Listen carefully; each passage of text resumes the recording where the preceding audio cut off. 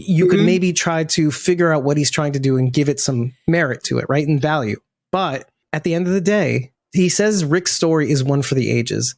It's the thing that will get people to rally behind him. And then just like the tapping of the sword, it all sort of came together. History is repeating itself. Rick is the Okafor in the situation. And Beale is the federal forces. Rick is the National Guard. Beale can never see it that way. Beale is manipulative. You become that monster. But he stands by his principles. What I was trying to say is when he was at the fence and he's talking to Rick, when Thorne brings Rick there and is like, you're going to get the echelon briefing. And he says all of that stuff about like, I want to carry the weight of my decisions. One, bro, you're such a martyr. Get over yourself. Two, I actually respect that. As a leader, solid choice.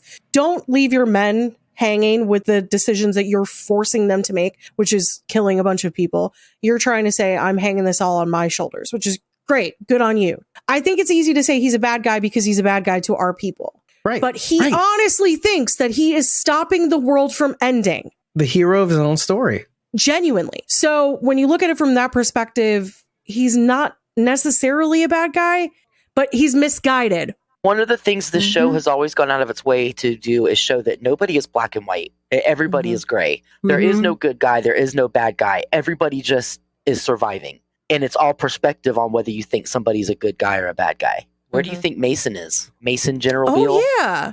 Oh, people were talking about this on the internet. Beale. Yeah. Oh, Mason yeah, I Beale. forgot about him. Mason General Beale. It's my word. Mason Dixon Beale. That's his name. Could he step into Major General Beale's place and become the next big bad? Do you think he knew He's a punk. what his dad was up to, though? Do you think he's privy to the echelon briefing? Since he was staying in New York. I doubt Yeah, it. But that doesn't mean he couldn't be brought in. If this is 11 years, then this is about 6 or 7 months after they blew up the New York base. Something, to that effect. He could have been brought back over and be in training or something, and we don't know. Not every echelon person was there. You know what could happen now that the people have overthrown and they're like out with the old regime?